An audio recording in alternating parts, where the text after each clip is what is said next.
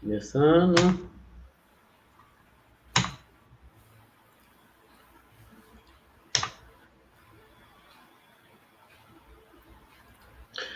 Ok, estamos ao vivo, gravando. Mais uma live aqui, né? Uma live aqui do dia 14/12 aqui, né? E estou praticamente, né, encerrando as lives aqui do canal desse ano de 2024, né? Tem uma live quarta-feira, né? Um cara lá da França, né? Com um pesquisador da França, live de ufologia. E depois eu vou fazer uma live para falar de filmes, né? Com o Claudio Suenaga, né? No sábado, no próximo sábado, então, né? Mas hoje a gente vai falar sobre relatos de ufologia com o Samuel, que eu já conheci ele há bastante tempo, né? Que a gente já tem até um grupo particular do WhatsApp meu, que eu gosto de guardar as coisas, para arquivar as coisas que eu não gosto de ficar compartilhando, né? Então, aí ele me chamou para fazer a live, né? Seja bem-vindo, né, Samuel, pela sua presença aqui, você ter aceitado o convite da gente aqui, né? Tá, boa noite, Wellington. Eu que agradeço imensamente pelo convite. Me sinto lisonjeado. Beleza, então já põe a apresentação aqui? Tá. Pode passar o Beleza. primeiro. Eu selecionei hoje para a gente 5 casos, que é um dos casos que eu acho mais interessantes assim, da ufologia, e são brasileiros. Eu queria colocar um caso americano, algum caso internacional, mas eu achei que os brasileiros têm mais assim, aquela coisa, aquela pegada. Bom, o primeiro caso que a gente vai falar hoje é do caso do Arlindo Gabriel. Ele é um dos casos mais conhecidos da ufologia, principalmente porque ele tem fotos, ele conseguiu tirar registros da aparição dos OVNIs que ele teve contato.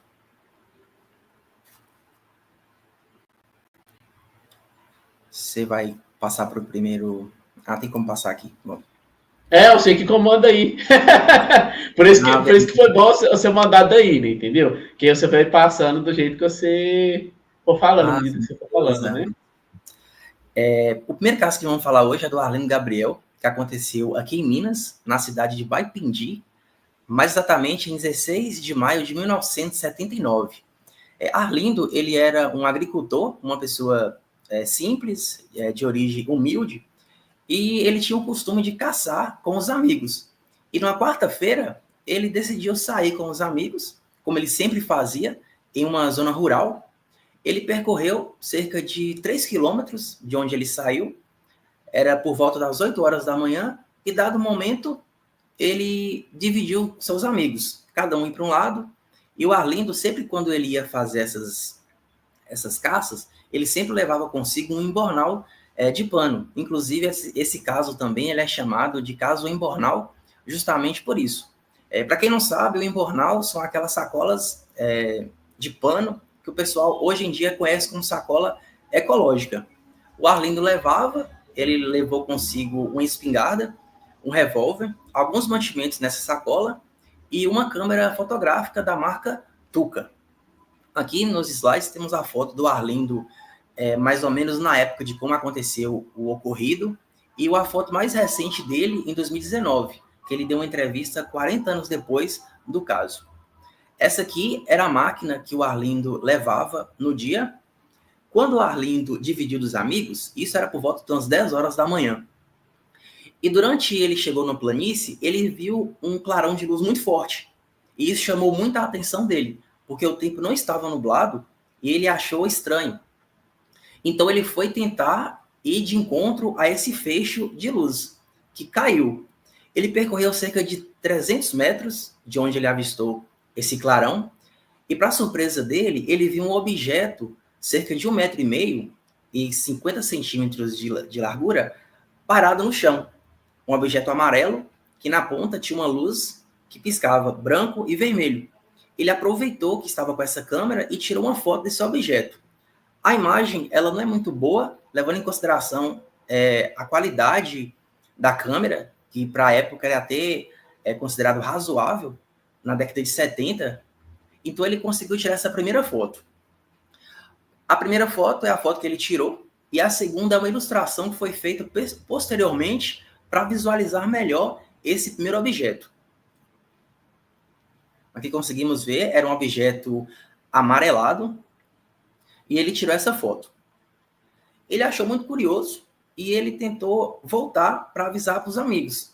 Só que ele ouviu um barulho, e esse barulho chamou a atenção dele novamente, e quando ele observou, caiu um segundo objeto, muito próximo ao primeiro objeto que ele tirou essa foto.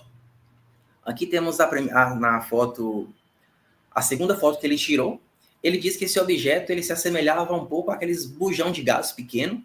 E ele disse que na ponta tinha uma espada que enfincou no chão. Ele fotografou esse objeto, só que quando ele tentou tirar uma outra foto, esse objeto ele desapareceu e no lugar que estava o objeto apareceu uma densa nuvem de fumaça. Inclusive o Arlindo também tirou a foto. A gente consegue ver aqui a foto da fumaça, bem densa. Ele disse que da mesma hora que a fumaça apareceu, ele tirou a foto, porém ela também desapareceu, meio que de forma instantânea. E o Arlindo já estava meio confuso com tudo aquilo, ele sabia que não era comum ter avistamento desses objetos, até porque ele estava numa área rural, uma zona que não era muito acessível, e para surpresa dele, caiu um outro objeto. Esse objeto aqui, ele já era um pouco diferente. Todos os objetos eram cerca de 1,5 metro, 1 metro por aí. E esse terceiro objeto, ele tinha um formato um pouco curioso.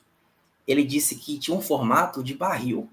Ele era vermelho e branco, e ele tinha uma haste, uma hélice na ponta que girava, e o movimento que esse objeto fazia, ele fazia como se fosse um peão. Ele ia para o lado, para o outro. O Arlindo falava que em determinado momento achava que o objeto iria cair, e ele fazia um movimento como se fosse de um balão. Ora ele inchava, ora ele esvaziava. O Arlindo chegou a pensar que talvez o objeto estivesse sugando alguma coisa da terra. O Arlindo já estava muito confuso com toda aquela situação. Ele decidiu voltar para ir de encontro com os amigos para relatar o que aconteceu. Foi aí que, para surpresa dele, veio um quarto objeto. Esse objeto já era diferente, já era considerado uma nave. Ele disse que tinha por volta de 12 metros de 8 por altura. Era um objeto grande. E ele disse que pegou a máquina para tentar fotografar esse objeto, porém ela emitiu um clarão muito forte, a ponto de estragar a máquina dele. E ele não conseguiu mais tirar foto, e ele percebeu que naquele momento ele ficou paralisado. Ele caiu no chão, ele tentou correr, mas ele não conseguiu, ele ficou paralisado. E ele percebeu nesse momento, aqui tem as imagens dos objetos, e ele percebeu nesse momento que alguma coisa o segurou. E nesse momento ele percebeu que eram pessoas, entre aspas, que pareciam seres humanos, porém, olhando para o rosto, ele sabia que não eram pessoas normais, eram pessoas diferentes, e ele até fala que se fosse uma pessoa, seria alguém com alguma deformidade no rosto. Parecia pessoas, mas eram pessoas diferentes. Esses seres tinham cerca de 1 metro, 1,5 metro, eram baixos, estavam uniformizados, e uns deles estavam usando capacete. Eles pegaram o Arlindo, à força, e queriam levar ele para a nave. O Arlindo relutou, porém ele foi levado próximo da nave e ele pediu para os seres soltar eles, pelo amor de Deus. Quando ele fala essa palavra, pelo amor de Deus, os seres conversam com ele e diz a seguinte frase: em Deus somos todos irmãos. Nós não temos intenção de machucar ninguém, não fazer mal a ninguém. Nisso, o Arlindo ele ficou muito nervoso, só que mesmo assim ele entrou na nave. A nave ela tinha um trem de pouso e desceu uma escada que ele subiu. Ele disse que ao entrar na nave, ele teve uma perspectiva diferente, era como se a Terra já não existisse mais. E dentro da nave ele percebeu que tinha uma sala e tinha 2 pessoas sentadas, 2 pessoas semelhantes a essas que o levaram para dentro da nave. Chegando lá, os seres disse que conversavam com ele através de telepatia, porém o Arlindo conseguia ouvir a voz deles, porém parecia que eles estavam sendo dublados. Não era falando e ouvia através da boca. Eles mexiam a boca, porém o som vinha de um lugar que o Arlindo não conseguia entender de onde saía esse som. Porém o Arlindo conseguia entender o que eles estavam falando. E eles perguntaram para Arlindo se eles tinham estudo, se eles tinham conhecimento. O Arlindo disse que não tinha, que ele era uma pessoa mais simples, não teve oportunidade de estudos. E nisso, quando ele estava dentro da nave, um ser semelhante ao que levou ele, só que aparentava ser uma mulher, porque tinha cabelos longos, levou ele para uma sala, diferente da que ele entrou. Lá, ela disse que tinha uma varinha, semelhante a uma vara que o pessoal geralmente usa para fazer a apresentação de slides, e ele abriu na tela e a ser mostrou para ele onde seria a Terra. Ele disse que apareceu uma mancha amarela, semelhante a uma gema de ovo, e ela falava, aqui está a Terra.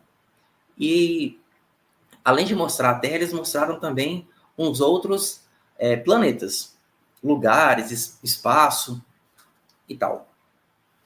Nesse momento que teve esse breve interação, o Arlindo, trouxeram novamente ele para a Terra. Ele sentiu que a nave estava descendo e o Arlindo perguntou para eles como eles conseguiam fazer para eles conseguirem fazer essas viagens de longa distância.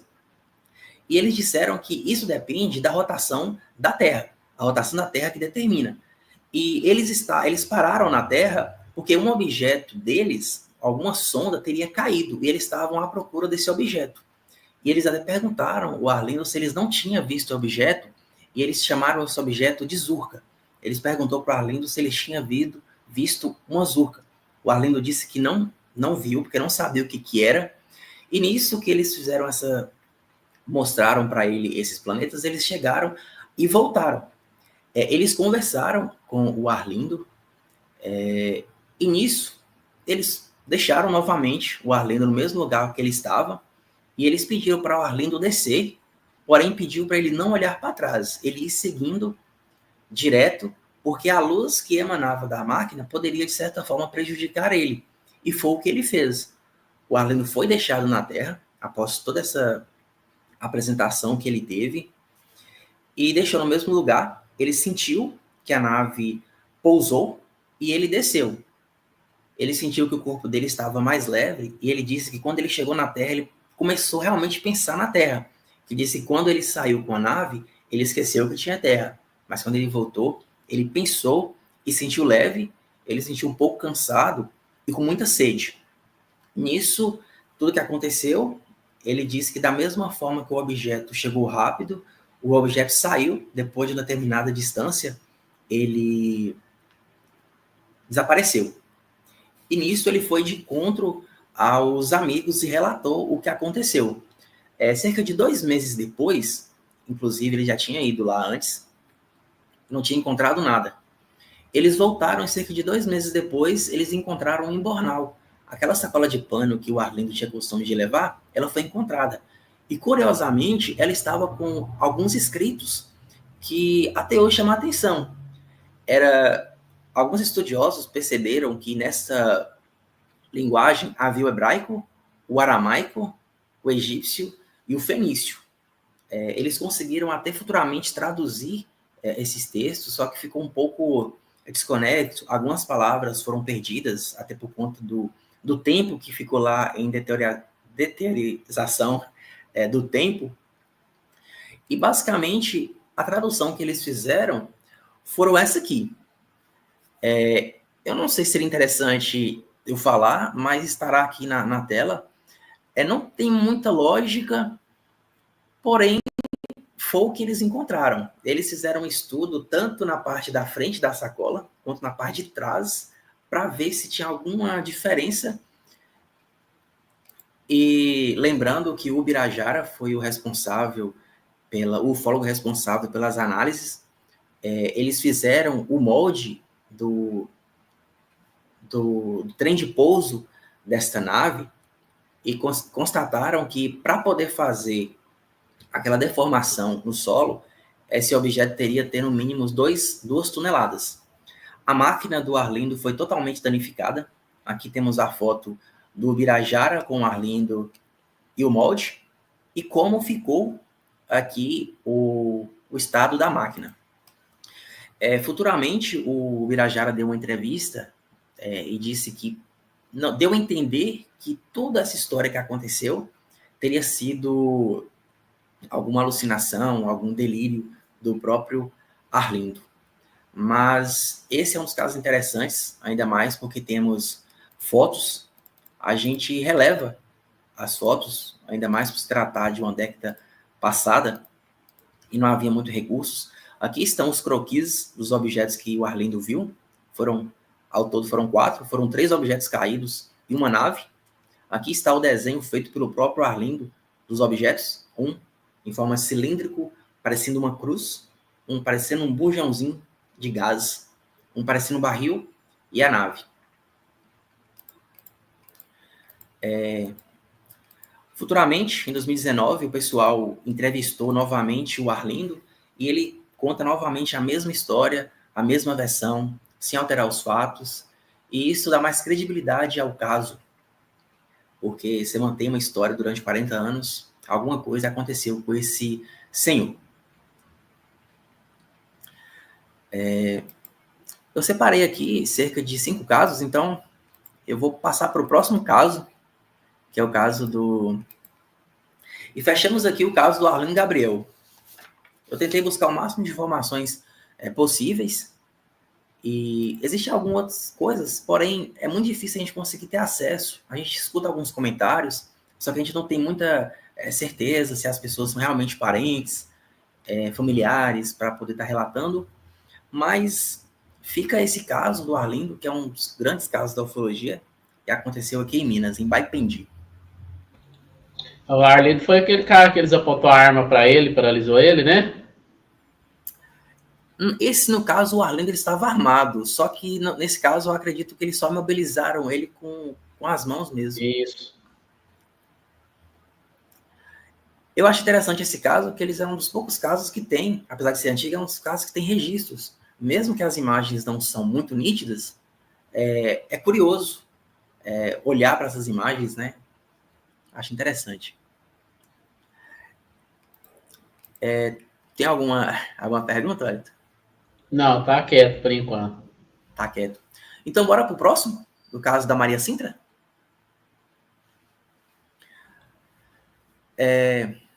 Bom, o caso da Maria Sintra aconteceu em 1968, na cidade de Lins, em São Paulo.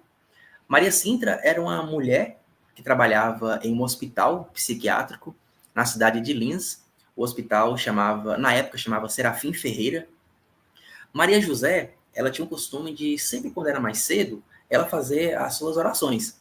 Então é bastante comum em hospitais as pessoas acordarem mais cedo. E nisso, quando era mais de madrugada, ela ouviu um barulho semelhante a um barulho de uma embreagem. Chamou um pouco a atenção dela e fez com que ela olhasse para a janela para poder visualizar o que barulho era aquele. Quando ela olha para a janela, ela percebe que tem uma mulher lá fora que está esperando. Ela acha curioso, só que é comum em hospitais psiquiátricos as pessoas entrarem a qualquer hora da noite para fazer internação. Então, na cabeça dela, ela achava que aquela mulher estava para resolver alguma situação de internação de algum paciente. Então, ela desceu, normalmente, e foi de encontro a esta mulher. Ela disse que era uma mulher na faixa de uns 30 a 35 anos, uma mulher jovem, bonita, tinha os olhos verdes, e ela usava uma roupa parecendo um vestido, muito longo. E quando ela chegou para conversar com essa pessoa, quando a Maria chegou para conversar com ela percebeu que ela trazia na mão uma garrafa. E a Maria perguntou para ela se era internação, porém essa mulher nada respondeu. E ela achou curioso, e por ela estar levando uma garrafa, a Maria deduziu que ela estava querendo água. Inclusive, ela pegou essa garrafa desta mulher e chamou essa mulher para poder entrar no bebedouro, para poder encher a garrafinha de água. Quando essa mulher entra para poder fazer, a Dona Maria enche a garrafa e entrega para ela. Ela tira um copo, essa mulher, toma água e fala algumas palavras para Maria Sintra que ela entende como sendo a palavra embaúra, embaúra. Diz que a mulher, em nenhum momento, ela não falava nada. As únicas palavras que ela falou era isso, ou ela fazia murmúrios com a boca. Ela falava, E isso, a Maria ficou um pouco receosa, mas para ela era normal, era uma pessoa normal. Aqui temos uma foto da janela da Maria Sintra. Nessa foto aqui, temos a própria Maria Sintra simulando como foi o contato com essa mulher. Ela fala que essa mulher deu uma atenção maior para os carros. Diz que tinha 2 carros, e ela falou, esse carro é do médico, e esse carro é do administrador do hospital. Nisso, a mulher pegou a garrafa, falou essas 3 palavras, embaúra, embaúra, bateu no ombro da Maria Sintra e foi embora. Até aí, tudo bem. Só que a Maria percebeu que essa mulher, ela estava indo para um lugar que teoricamente não tinha saída. Em vez de sair pela frente do hospital, ela estava indo para o fundo. Fundo este que não tinha saída. Era tipo os canteiros do hospital. E nisso a Maria foi avisar para a mulher que ele não tinha saída. E foi aí que a Maria presenciou uma cena que marcou para sempre a vida dela.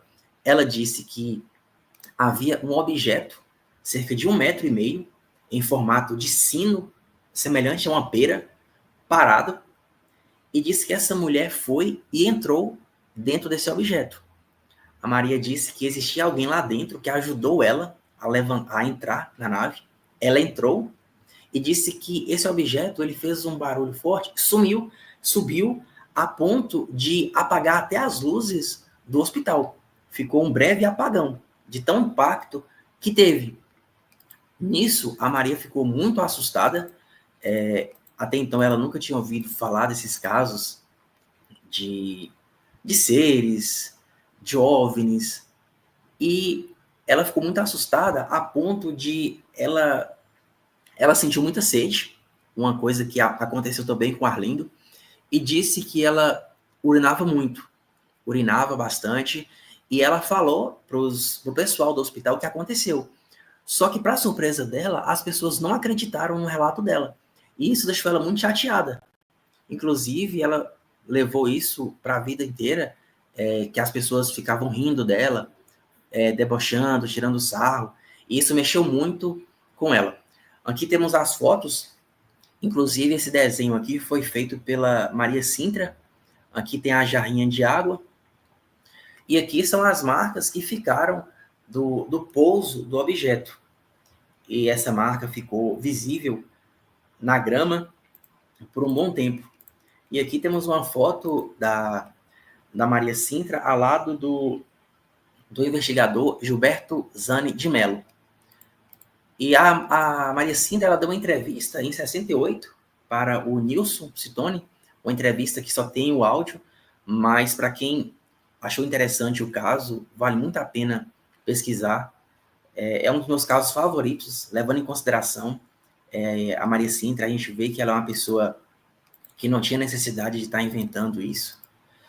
Só que, futuramente, pela pesquisa que eu fiz, a Maria Sintra acabou desenvolvendo alguns transtornos mentais.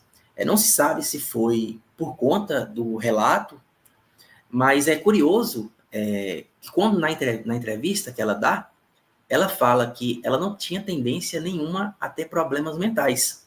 Quando as pessoas começam a falar que ela está ficando louca, ela fala, não tem tendência a ficar louca. E, curiosamente, no futuro, ela acabou desenvolvendo certos transtornos mentais.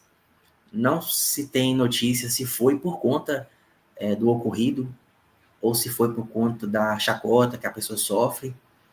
Mas esse relato aconteceu e que marcou muito a vida da Maria Sintra. É um dos meus casos favoritos da ufologia.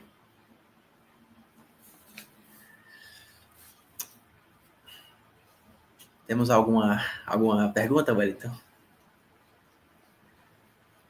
Não, por enquanto não, pode continuar. Tá quieto. Aí quem quiser mandar as perguntas já, viu, pessoal? Quem quiser mandar pergunta, pode mandar. Bom, o próximo caso que a gente vai falar agora é o caso da Luli Oswald. Antes de começar o caso, é muito interessante a gente saber quem foi Luli Oswald. Luli Oswald, ela foi uma pianista profissional. Ela começou a tocar piano desde os 3 anos de idade. Ela é uma pessoa muito conhecida no meio artístico, clássico, principalmente dos pianistas. Talvez não no Brasil, mas ela é uma pessoa que deu concertos no mundo inteiro. Ela é uma pessoa de nome e que ela entrou para o ramo da música e ficou marcado por ser uma excelente musicista. Então, a gente percebe que é uma pessoa que tem credibilidade. Então, o que aconteceu? A Lully, ela, em 1979, mais especificamente no dia 15 de outubro, ela tinha 7 filhos, e uma das filhas dela morava em outra cidade, morava em Saquarema. E ela ficou sabendo que um amigo deles, da família, iria para Saquarema. E Lully aproveitou esse momento e pediu uma carona para ele. E esse rapaz aceitou e foi levar ela. Durante esse trajeto, hoje em dia pode ter mudado, mas naquela época, em 79, existiam 2 formas de você sair de um ponto ao outro. Você iria pela serra ou você iria pelo mar. A Lully sempre teve muito medo de serras e ela preferiu optar por ir pelo mar, pela encosta do mar. E nisso foi o que aconteceu. Eles pegaram a estrada, esse jovem, ele em nenhum momento ele quis se identificar, porém a Lully, ela deu a versão dela. Eles foram para Saquarema para buscar uma encomenda que esse rapaz tinha e a Lully aproveitou para poder visitar a filha dela que morava lá. Durante o percurso, ele estava passando pela encosta, a Lully achou que iria descansar, que queria poder aproveitar a viagem para poder tirar um cochilo, alguma coisa assim. Só que não foi o que aconteceu. Esse jovem, ele acabou ligando o som, o que deixou a Lully um pouco frustrada. Ela falou que, nossa, esse som aqui está me incomodando. Então, o que ela teve? Ela teve a ideia de puxar assunto com esse rapaz. E ela puxou o assunto justamente sobre o assunto OVNI. Era de noite, essa estrada, e ela perguntou para esse rapaz se ele acreditava em OVNIs.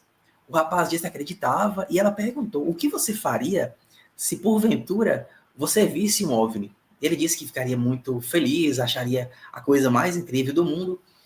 E Lully avistou umas luzes ao longe e ela falou para esse rapaz, ela falou assim: tá vendo aquela luz ali? Aquilo ali é uma nave-mãe.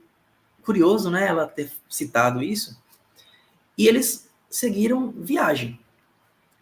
Chegando lá, eles chegaram de encontro à filha dela, só que foi uma viagem rápida.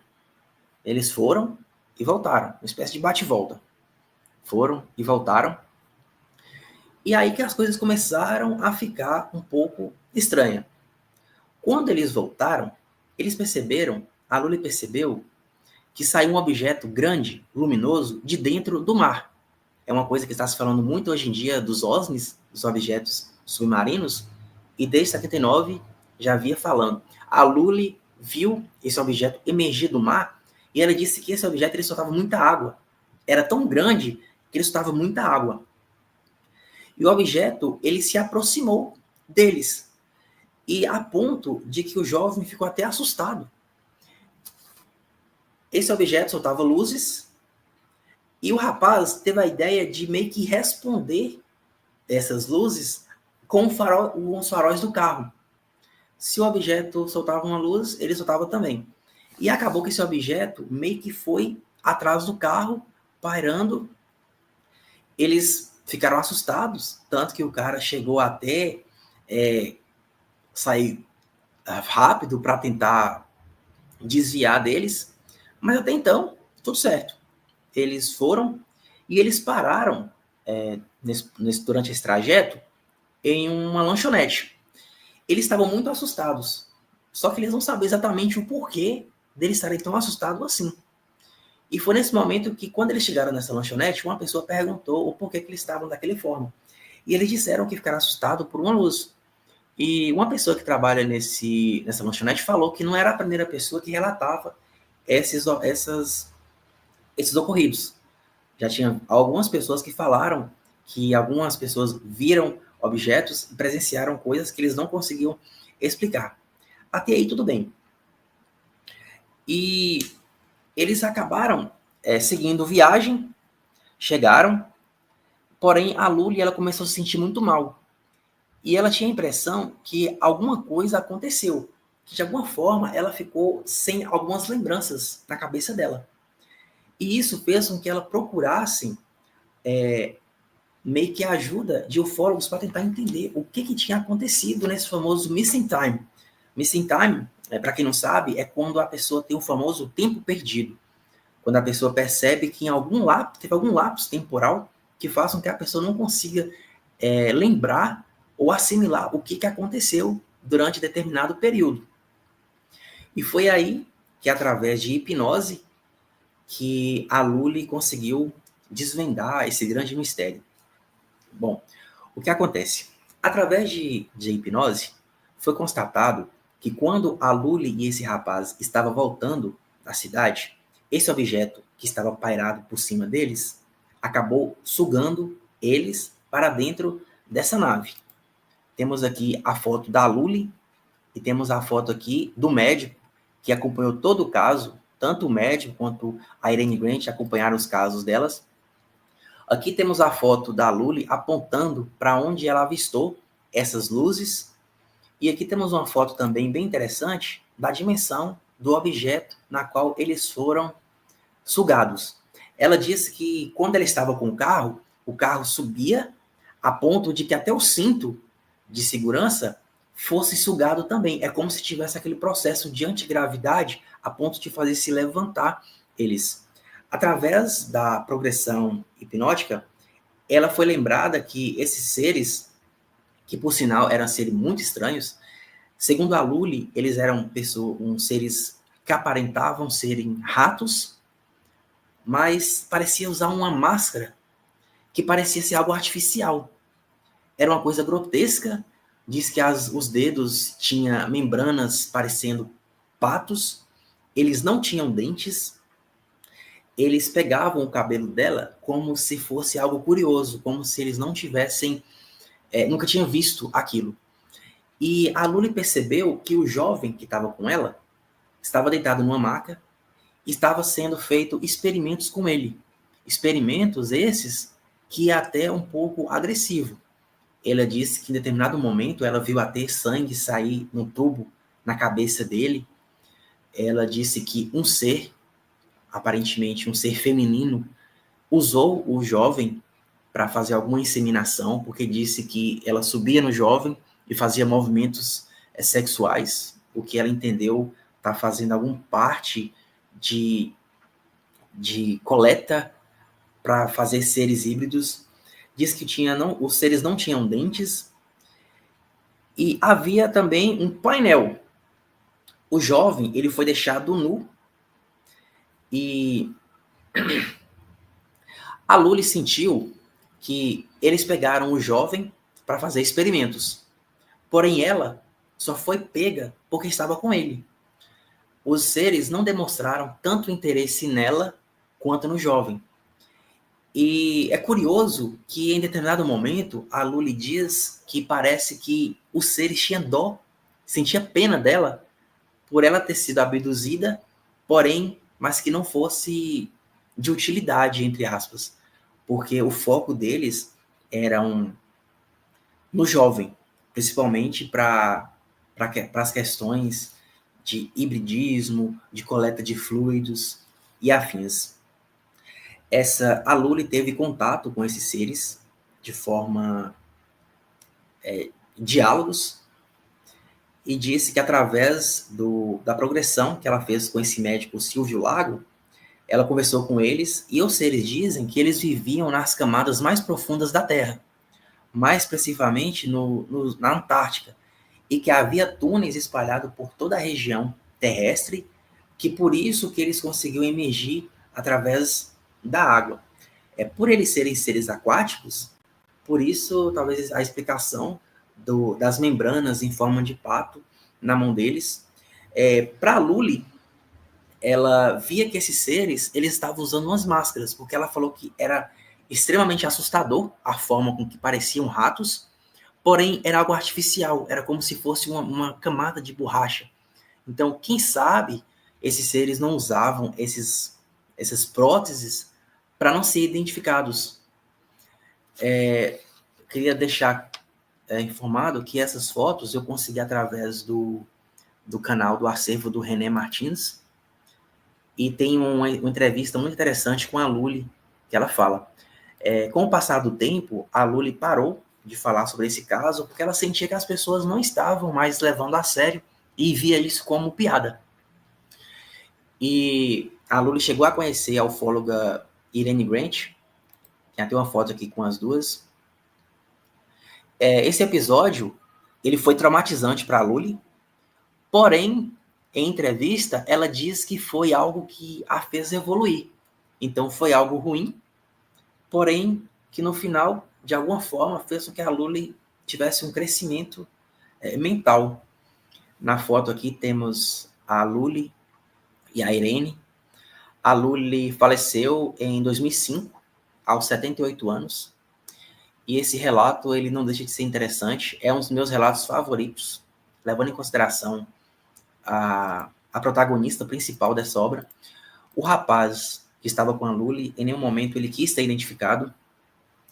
E a Lully passou a dar palestras. Uma dessas palestras, alguém mostrou para ela uma ilustração de como seriam esses seres que ela teria visto. E nesse momento ela ficou muito assustada, a ponto de desenvolver novamente aqueles traumas que ela viveu pela semelhança que ela conseguiu ver nesses seres. Então, foi traumatizante, mas as próprias palavras dela, que ela deu em entrevista, ela diz que foi algo que a fez a evoluir. E esse relato, para mim, é um dos meus casos favoritos, assim como os outros também.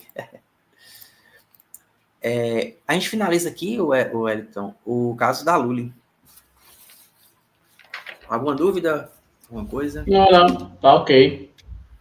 Tudo certo. Então agora bora para o próximo caso. Inclusive esse caso, ele está aqui relatado no livro do Cláudio, que é o caso muito famoso, que é o caso do Elias Seixas. Bora falar sobre esse caso. Bom, na década de 80, principalmente na região da Serra Pelada, lá no Pará, tinha uma grande extração de ouro. Inclusive, alguns estudiosos falam que foi extraído cerca de 42 toneladas de ouro. E nisso, o Elias, juntos com o seu primo Alberto e seu amigo Guaraci, eles tinham uma ideia de talvez conseguirem ter uma renda extra fazendo o transporte desses garimpeiros. Naquela época, em Serra Pelada, deixa eu passar aqui a foto. Naquela época, em Serra Pelada, havia esse grande extração de ouro, então ele viu uma demanda muito grande de pessoas e ele achou que seria interessante fazer transporte. Só que chegando lá, não foi como esperado, ele percebeu que não era tão fácil assim conseguir essa renda, esse transporte, até porque já tinha muita gente, outras pessoas já tinham os contatos. Então, o que que fez? Eles foram lá, só que eles retornaram, que eles são do Rio de Janeiro. Durante esse retorno, o Elias ele estava dirigindo, junto com o seu primo e seu amigo estavam na cabine. E lembrando que na década de 80 as estradas eram diferentes daqui hoje, era estrada de terra, era muita dificuldade de você conseguir transportar, então eles tinham muito esse hábito de andar devagar. E durante esse trajeto, eles perceberam que tinha algumas luzes que estavam meio que pairando eles. Chamou a atenção, inclusive chamou tanta atenção a ponto deles descerem, os três, do caminhão, para tentar avistar. Eles falam que tinha uma câmera, mas em nenhum momento eles falam se conseguiu registrar esse momento ou não, mas é curioso que eles pararam, e depois que eles pararam, eles sentiram um medo muito grande. Quando eles viram esse objeto, uma luz, eles sentiram medo, e eles voltaram pro caminhão novamente, e foi seguir viagem. Eles disseram que essas luzes elas emanavam de um objeto cilíndrico. Então eles seguiram viagem normalmente. Só que teve um problema. O caminhão começou a apresentar algumas falhas, principalmente algumas panes elétricas. O tanque estava cheio, porém estava tendo alguns problemas que eles acharam curioso. E eles conseguiram seguir trajeto. Quando eles estavam durante esse trajeto, eles perceberam que mesmo sem vento nenhum, o chapéu de um dos homens foi jogado para trás. Eles pararam o caminhão, desceram e foram tentar encontrar esse chapéu que estava perdido. Elias desceu para um lado, o seu primo desceu para o outro, o Guaraci e o Alberto desceram para o outro, e eles foram de encontro ao final do ônibus, na traseira do ônibus. Só que em um momento, quando eles chegaram lá, eles conseguiram ver uns aos outros. É como se de alguma forma, para cada um tinha sumido. Eles acharam curiosos, eles não se encontraram no final, porém, eles voltaram novamente para o caminhão. E eles perceberam que eles estavam muito cansados, eles estavam fadigados, e isso chamou muita atenção. Mas eles continuou o trajeto. Durante todo esse trajeto, eles pararam em um posto de gasolina para poder fazer esses retoques. Estava precisando alguma coisa, algum suporte, abastecimento. Só que eles percebem que o tanque estava cheio. Eles acham muito curioso o tanque estar cheio, até porque ele estava vindo ali de horas de viagem, então eles achariam curioso não ter gastado gasolina nenhum. Eles pensaram que, da mesma forma que deu aquela pane anteriormente, provavelmente o tanque está vazio, porém o sistema está bugado, então não está conseguindo identificar e alguma pane no sistema. Só que quando eles foram realmente conferir, eles realmente perceberam que o tanque estava cheio. E a viagem que eles tinham esse trajeto foi muito rápido. Era uma coisa que, teoricamente, era para levar horas, acabou levando minutos. E foi aí que eles perceberam que também, assim como a Lully, eles tinham passado pelo processo de missing time, que eles tiveram esse tempo perdido. Beleza. Estava previsto para eles chegarem nesse trajeto inicial às 10 horas. Só que eles perceberam que eles chegaram 4h30. Ou seja, teve algum vão ali que ficou em aberto. Até aí eles voltaram. Tudo bem. Quando o Elias chega em casa, uma coisa curiosa. Ele percebe que ele não consegue reconhecer a filha dele de 11 meses. Isso é um fato curioso, levando em consideração que até então ele tinha o total conhecimento dessa criança.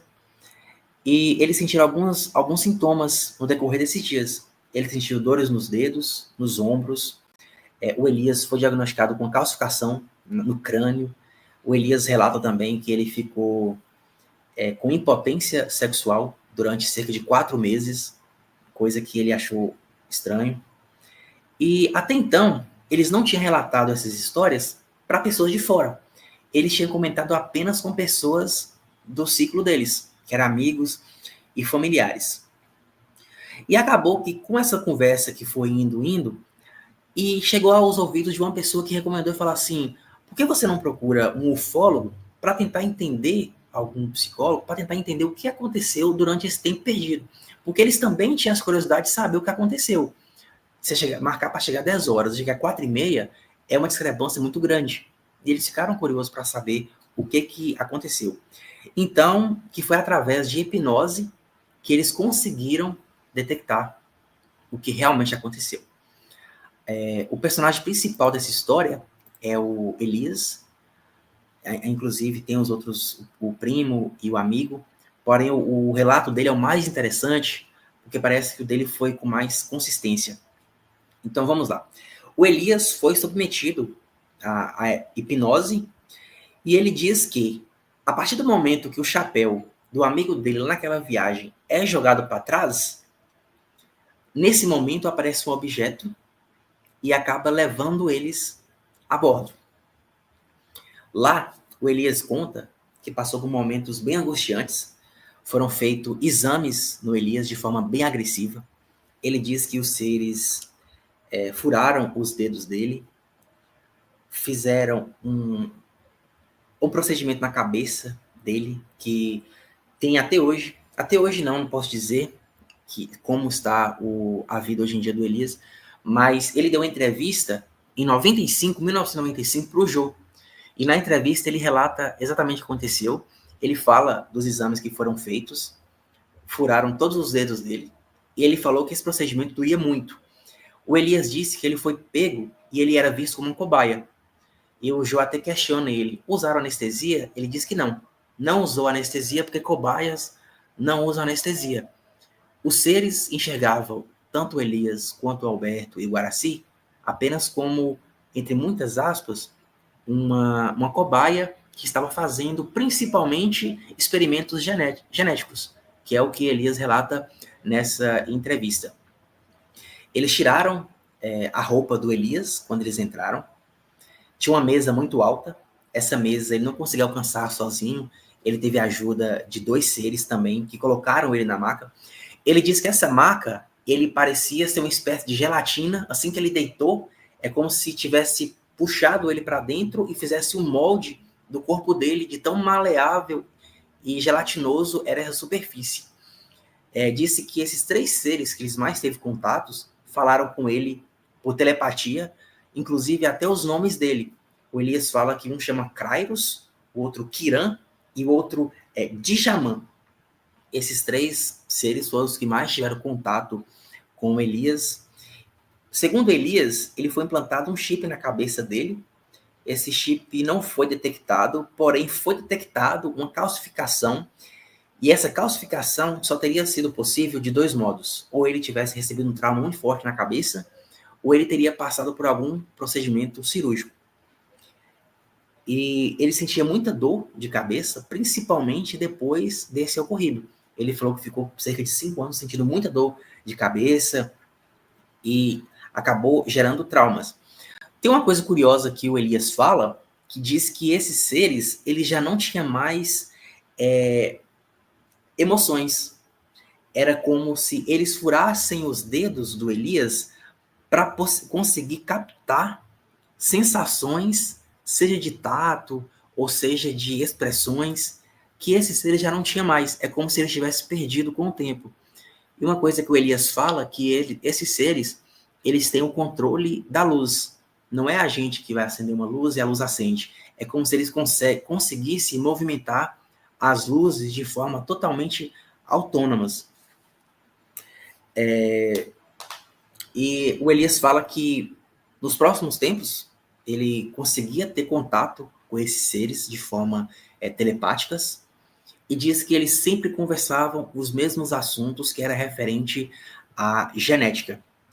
E tem um fato curioso também, que assim como no caso da Luli Oswald, o Elias Seixas também foi submetido à extração genética. Ele foi extraído fluidos. Ele disse que usaram um equipamento nos órgãos sexuais dele, o que fizeram, e disse que só tocava uma música para que de alguma forma estimulasse os pensamentos dele, para que ficasse mais fácil deles coletarem os fluidos. Um aparelho cilíndrico que foi colocado no órgão e que por baixo eles vinham com uma espécie de seringa e fazia essa coleta. Isso fez com que o Elias ficasse cerca de 4 meses tendo dificuldade sexuais. E durante esse passeio, uma coisa muito interessante, que durante o passeio dessa nave, o Elias fala que ele chegou aí para o lugar onde eles moram, que no caso seria a morada deles, entre muitas aspas, seria atrás de Marte, na Ursa Menor. E o Elias fala que dentro, lá nesse lugar que ele foi, nesse planeta dos seres, tinha pessoas, seres humanos normais, que eram usados como trabalhadores para eles. O Elias fala que via pessoas operando máquinas, e que em determinado momento ele caminhou pelas ruas e ele viu uma coisa que chamou a atenção dele, que foi uns 2 seres humanos colados, como se fossem gêmeos siameses. E eles estavam entrelaçados e diz que quando eles viram o Elias, eles correram para que o Elias não conseguisse ver ele. O Elias deu essa entrevista em 1995 no Jô. Algumas pessoas dizem que essa entrevista acabou deixando um pouco o Elias constrangido, principalmente pela reação da plateia, que a ufologia ele é um caso que até hoje ele é visto como uma chacota. Então, foi o que aconteceu com ele. Se você ver os comentários do vídeo, as pessoas sempre causam essa polêmica, mas o caso do Elias é considerado um dos casos mais bem detalhados da ufologia, não só brasileira, como a mundial. Eu tenho uma afeição muito grande para esse caso, assim como o do Antônio Vilas Boas, pela forma com que é retratado, a forma que é dito, principalmente pelos personagens principais. O Elias, você consegue perceber que não há necessidade das pessoas estarem inventando, mentindo, até porque as pessoas elas mais perdem do que ganham quando inventam essas histórias. Então, é muita coragem você dizer, e eu acho muito interessante esse caso do Elias. Está no meu top 3 dos casos mais da ufologia. Eu não consegui localizar como está o Elias hoje, mas eu vi um comentário de uma moça, que se diz a filha dele, que ela fala que ele faleceu em 2020, se eu não me engano, no dia do aniversário dele. Eu não consegui mais informações, eu vi apenas um comentário, mas eu acredito sim que aquela moça é a filha dele. Porém, fica aí esse relato do grande Elias. É uma pessoa que passou por uma situação atípica, muito interessante. E aqui finalizamos o caso do Elias, que é um dos meus casos favoritos. O caso do Elias e o caso do Vilas Boas é um dos meus casos favoritos. Tem alguma dúvida, alguma pergunta, Wellington? Não.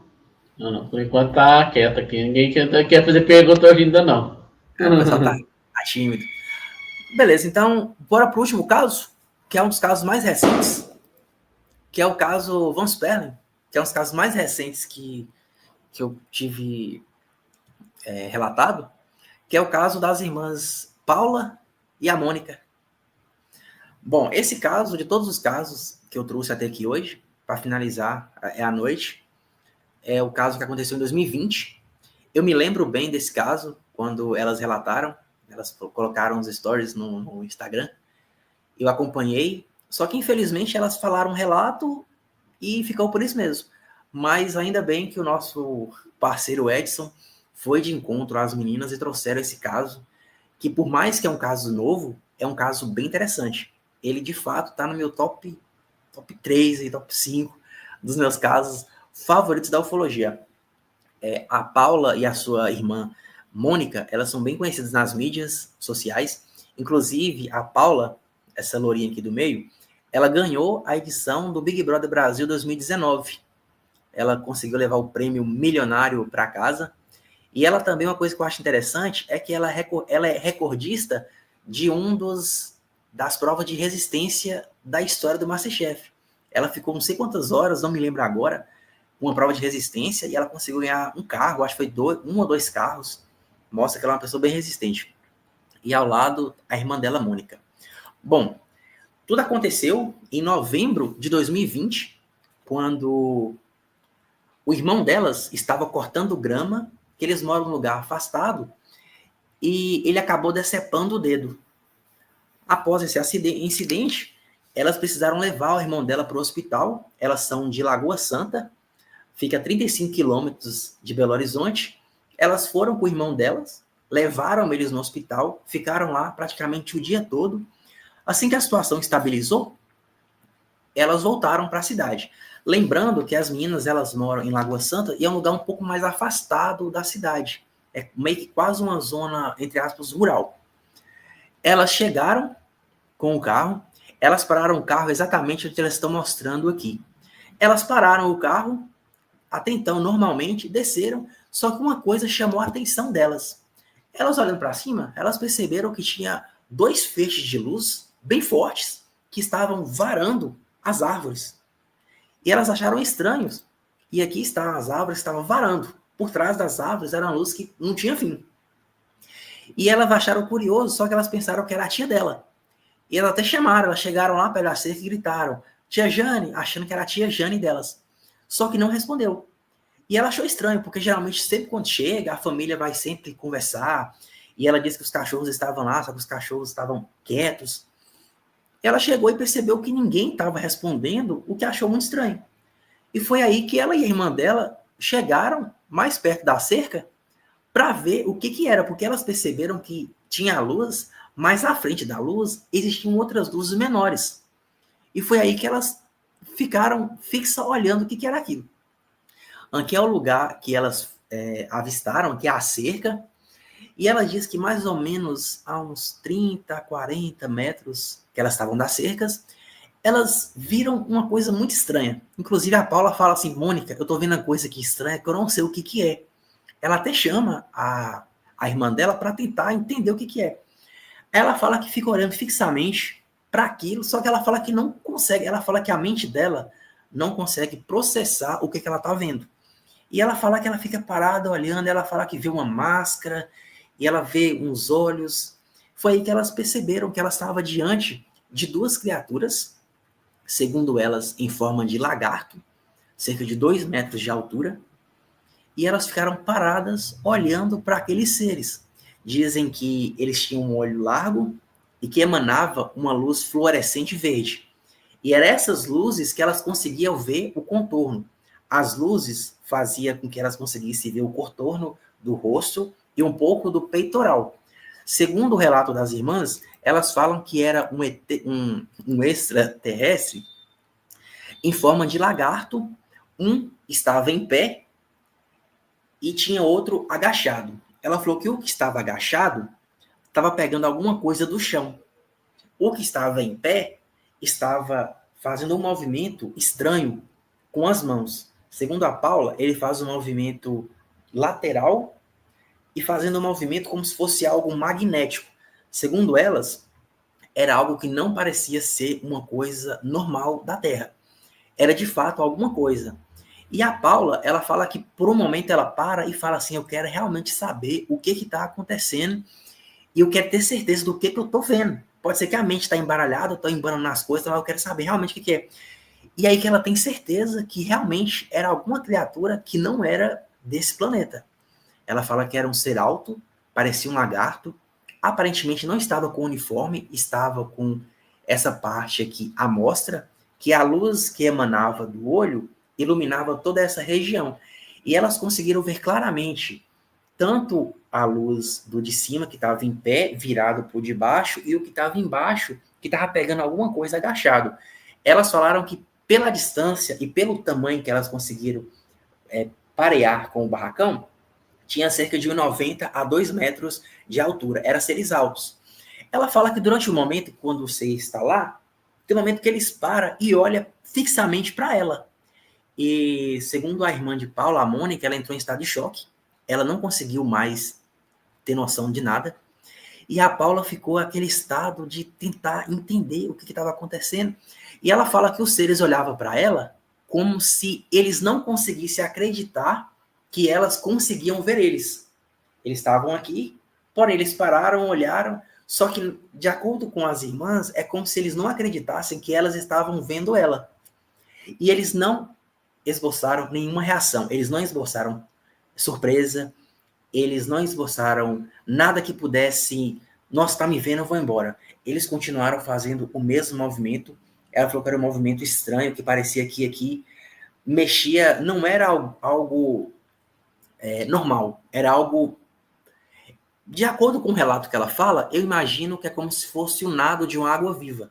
Ela fala que é algo que mexe assim, que são seres semelhantes a um lagarto. Elas disponibilizaram também uma coisa que eu acho interessante é que as duas estavam com o celular. A Paula fala que estava com o celular na mão, e antes de sair no carro, a Mônica fala, então tira foto aí. Só que elas falam que elas ficaram tão bestificadas, elas ficaram tão impressionadas com o que estavam vendo, que elas não tiveram mais esse pensamento de vou tirar foto. O único pensamento que elas tinham era o seguinte, eu estou vendo uma criatura que não é da Terra, e que provavelmente nós estamos sofrendo uma invasão, e que está tendo uma invasão na Terra, e que o mundo está acabando. Elas até brincam falando, o mundo está acabando, porque para ter uma criatura dessa aqui, só pode ser isso. E nisso, uma coisa que eu acho interessante é isso. As pessoas falam assim, hoje em dia não aparece mais OVNI, não aparece ET, porque tem câmeras, porque ninguém tira foto. Curioso, as duas estavam com o celular, porém elas ficaram em tanto estado de choque, que elas não tiveram discernimento de tirar foto. E isso é bem plausível. Imagine você estar de frente de uma criatura que aparentemente você não sabe do que é, você não tem esse raciocínio, vou tirar foto. O que tem de registro é um vídeo da câmera de segurança, que mostra elas paradas olhando para os seres, e tem um momento que elas correm para dentro de casa com medo. Elas chegam dentro de casa, elas não conseguem entrar, a porta está fechada, mas a tia vem, abre a porta, elas entram e fala, o mundo está acabando, nós vimos 2 ET lá fora. E nisso, os familiares não acreditou. Falaram, vocês estão o quê? Estão piradas? E o que aconteceu? eles ligaram para a polícia, porque eles acharam que elas não estavam vendo uma criatura, achou que estava vendo sequestro. Então, ela disse que passou cerca de alguns minutos, a polícia fechou a casa deles, fechou a rua principal, e disse que quando elas viram lá fora, estava saindo aqueles caras armados, com um espingarda e tudo, e foi ao encontro delas. Aí elas falou, eles não estão aqui, vai para lá, eles estão lá, apontando justamente essa região aqui, que eles estavam. Aí elas falam, vão para lá, que tem ET. Só que ela fala que quando elas falam que é ET, os policiais meio que falam, me chamou aqui para isso, pô, velho. E eles não tiveram o interesse, eles não foram lá. Quando elas falam que viu um ET, eles já desanimam, eles acham que é trollagem, acham que é brincadeira, e acaba que não vão de encontro. E elas queriam, tanto que ela até se arrepende, elas falam, a gente não deveria ter falado que era ET, deveria ter falado que é gente, porque talvez assim eles iam. Uma coisa que eu acho interessante é que elas falam que qualquer movimentação estranha que acontece, seja algum animal pequeno, algum gambá que aparece, os cachorros sempre latem. Só que, curiosamente, os cachorros não latiram. Elas sentem que é como se os cachorros não tivessem sentido ou não tivessem visto a presença desses seres.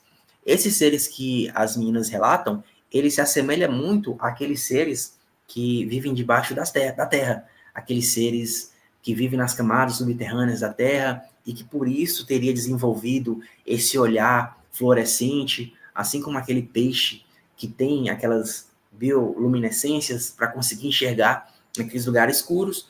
Pode ser que não seja uma criatura extraterrestre, mas sim uma criatura intraterrestre. E, inclusive, o Edson sugere justamente sobre isso, e, inclusive, até com elas no local exato que foi feito onde é que os seres estavam, e aqui seria o local onde estava o feixe. Se tivesse algum objeto soltando o feixe, o objeto estaria aqui, porque seria justamente atrás do barracão onde foi visto. E aqui foi um desenho, o Edson, na entrevista, ficou muito bacana, muito legal. Eu recomendo para quem não viu, ver ainda a entrevista que o Edson fez. Ele fez esse ano, inclusive, e eles pediu para as duas desenharem. E você vê que, coincidentemente, as duas, mesmo separadas, elas desenham o desenho exatamente igual. Inclusive, a Paula faz até o movimento que o C estava fazendo. E, posteriormente, as meninas falam que não tiveram mais contato com esses seres, porém, eles vieram em forma de flashes ou sonhos de alguma nave rústica, antiga, em cima, parada, que estava tentando entrar em contato com eles. Mas esse foi o relato principal. Elas falam que a partir daí, desde 2020 para cá, elas não têm mais esse contato, não tiveram outro vislumbre, apenas sonhos e flashes. Esse relato ele é recente, tem cerca de 4 anos, fez 4 anos agora em novembro, e mesmo que seja um caso recente, é sem dúvida um dos meus casos favoritos da ufologia. Quem assistir à entrevista delas vão perceber que elas falam com uma verdade, às vezes elas falam com um certo... elas sorriem durante a entrevista, porque até para elas é curioso, é uma coisa que até elas é difícil acreditar. Mas são moças simpáticas que, se você assistir na entrevista, você vai ver que estão sendo verdadeiras. Eu, particularmente, eu assisti várias vezes essa entrevista e eu não senti que elas estavam enganando ou mentindo. Eu senti de forma genuína o relato delas. Já que você comentou, eu não gosto de Big Brother, né? Mas no dia que ela deu, por acaso eu tava assistindo e ouvindo ela contar. Ah, sim. E, por acaso, né? Assim, que a gente às vezes também tá assistindo, né? Tô ouvindo, tô vendo. Então, eu vi ela contando, eu lembro. Eu até tentei procurar, inclusive, né? Pra ver se eu achasse depois alguém tivesse gravado coisa para rever, né? Mas geralmente você não acha. É difícil, porque teria que assistir o programa praticamente inteiro para tentar localizar Exato. o frame. Mas... O Hollister, ah, não, você não terminou ainda, né? Não, pode falar? Terminei. O Hollister te fazendo uma pergunta aqui, ó. A única que tem aqui até agora aqui, ó. Ele tá perguntando assim, ó. Gostaria da sua opinião, Samuel, deixa eu ver aqui, a respeito dos sonhos de revelação com orbes de luz e lugares vistos de cima, como se estivesse voando. O senhor sabe me dizer?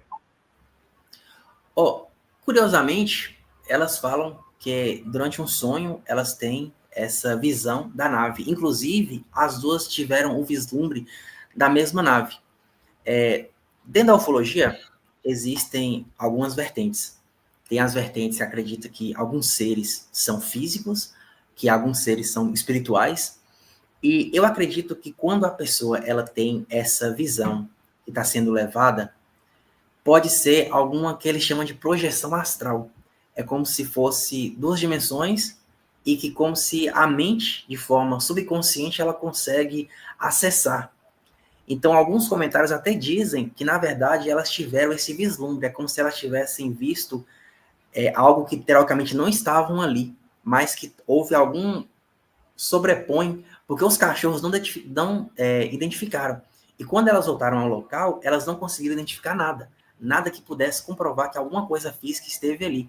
Então, dentro da ufologia tem essa vertente. Pode ser uma projeção astral, a pessoa pode ter sido abduzido, pode ser que só a mente da pessoa tenha entrado nesse estado, em estado subconsciente, que fez com que ela viaje. Isso talvez explicaria o porquê as pessoas conseguem percorrer distâncias descomunal em questão de horas. Você vê que, fisicamente, a gente não conseguiria percorrer outra galáxia em 2, 3 horas. Mas, em alguns relatos, a pessoa consegue. É como se a mente, de alguma forma, ela deslocasse e fosse de uma projeção astral. Por isso que tem esse missing time. É como se duas coisas não pudessem estar ligadas ao mesmo tempo. Como se fossem duas coisas separadas, juntas, o físico e corpo físico e corpo espiritual, que de alguma forma vai, e só depois de regressão que a pessoa consegue assimilar. Okay. Eu não sei se conseguiu entender ou se bagunçou mais. Não, tá ótimo. Agora, é isso mesmo. Só tem a dele aqui até agora que... Ele fala, nesse dia eu tive uma represa. Entendi que era surpresa, mas nem é não. Oi? Represa? O tal do... Sabe qual é ruim, né, Samuel? Que o sonho, a gente, na maioria das vezes, não a lembra. Isso, realmente. Alguns você a lembra, fica gravado. A maioria, 90%, você não a lembra. Realmente. É como se a mente ela pegasse só uns pontos principais e deixasse uma lacuna. Por isso que muitos ufólogos sempre fazem a regressão. Porque você vê que, teoricamente, a pessoa ela não conseguiria lembrar se não fosse através do subconsciente. O consciente não consegue acessar as informações que apenas o subconsciente consegue ter acesso. Por isso, você vê que quando você está aqui consciente, você não consegue pensar em grandes estruturas. Mas quando você dorme, você percebe que sua mente ela cria toda uma arquitetura de rua, de objetos, de casa, de construção, coisas que no consciente da gente a gente não faria isso de forma tão simples.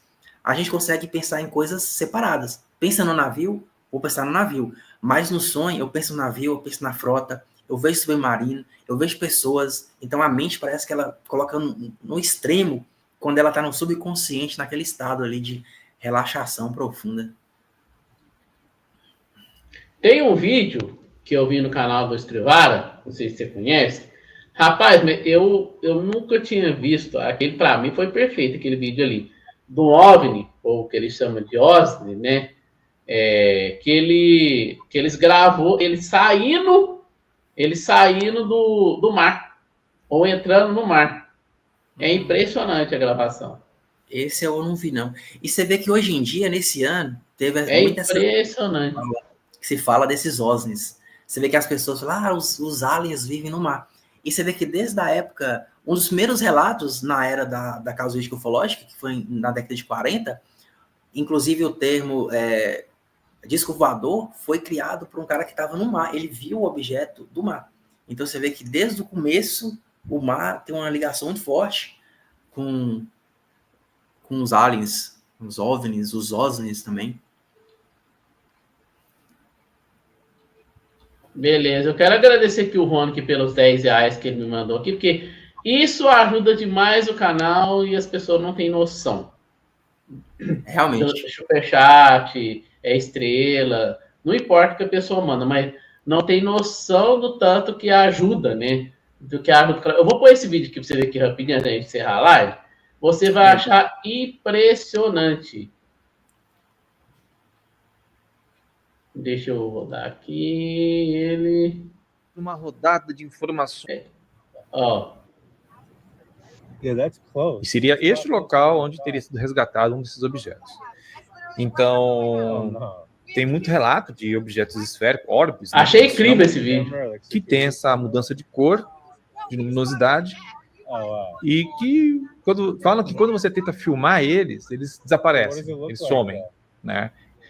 Então é bem estranho. O Rony Vernon até joga, né, uma especulação de que talvez esses objetos... Aqui, ó, parece, isso aqui parece que é água, né? Diz respeito pela imagem que mostra aqui, esse ponto aqui é o OVNI, esse branco, de né? esferas brilhantes, olha lá, ó, que mudam de cor, de laranja. Mas será que ele está coisando dentro da água? Aí é que tá, né? Não dá para a gente ter uma noção se realmente ele pode estar saindo da água ou não. Mas existem vários relatos. Você vê que desde a década de 70, o caso da Lully, ela fala que o objeto emergiu a ponto de conseguir ver como se fosse uma cachoeira de água caindo, um objeto enorme, saindo do mar.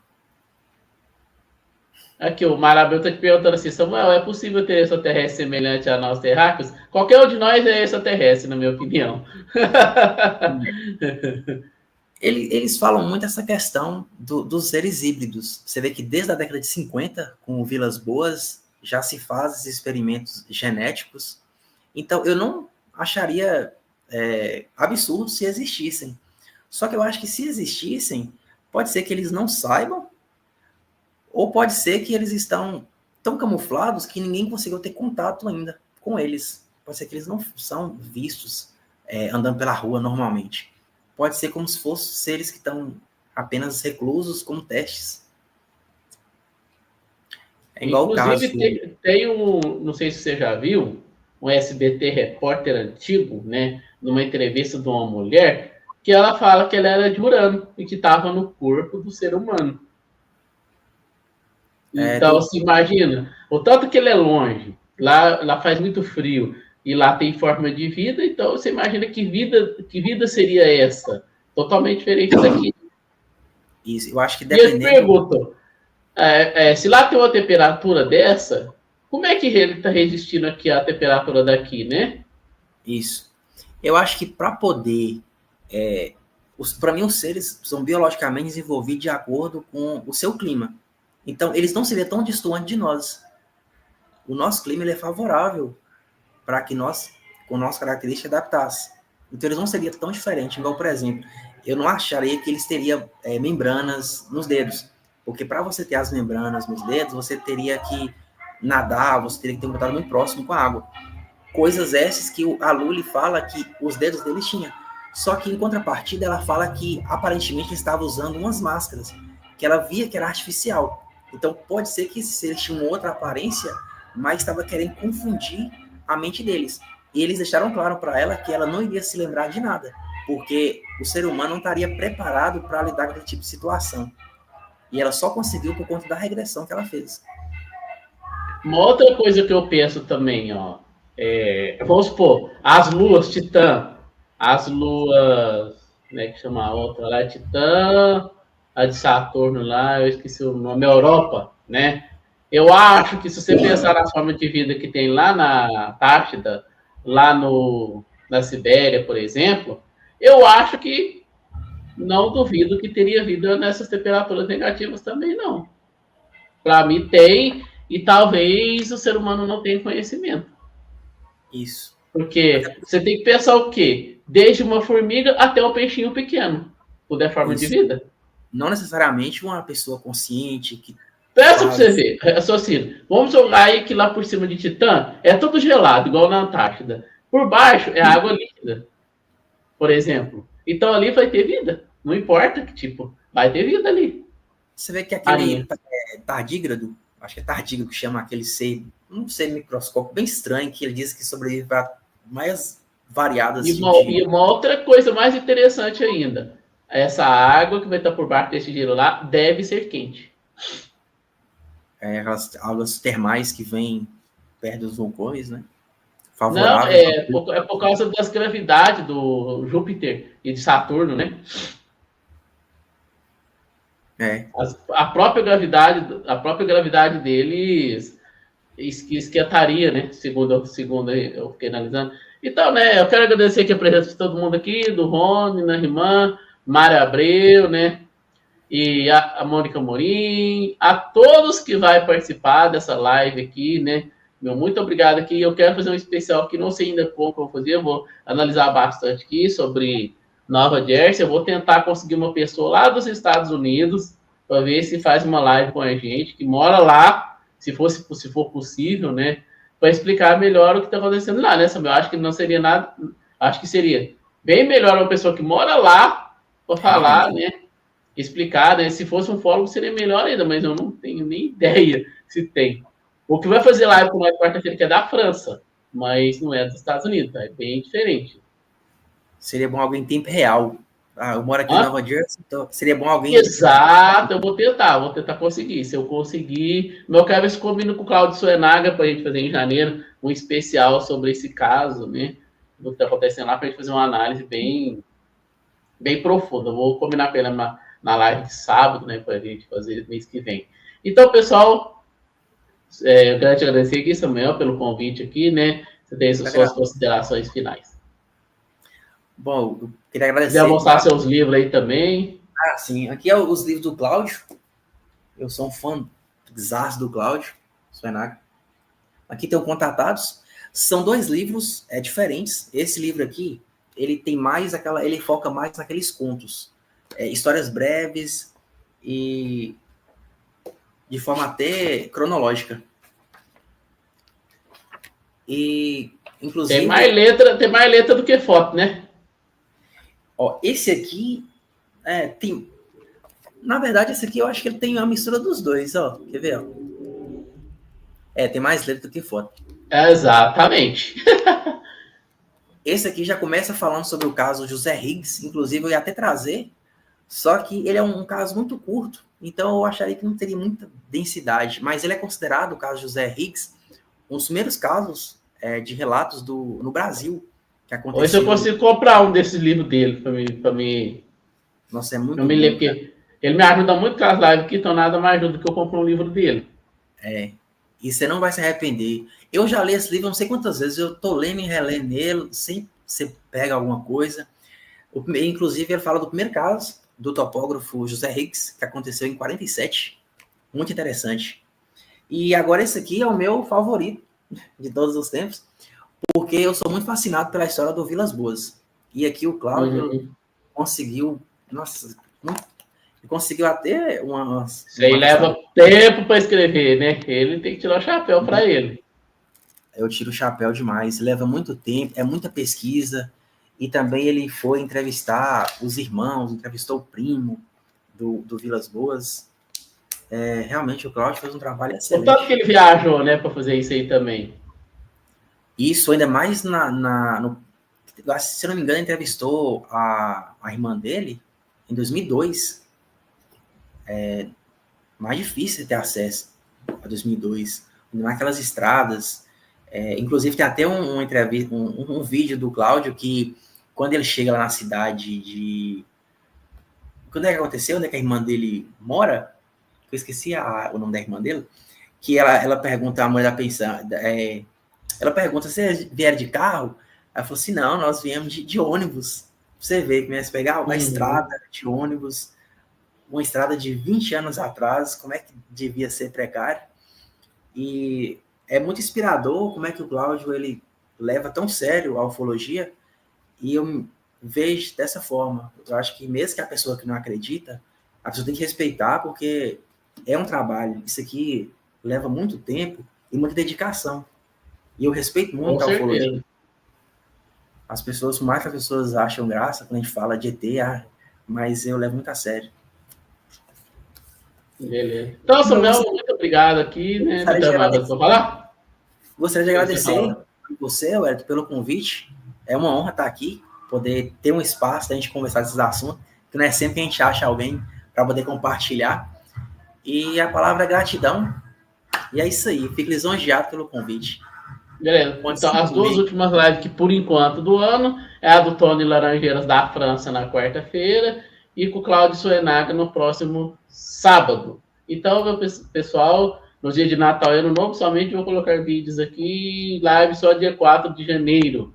Então, até a próxima. Valeu, muito obrigado. Valeu. É isso. Obrigado, Wellington. Encerrando.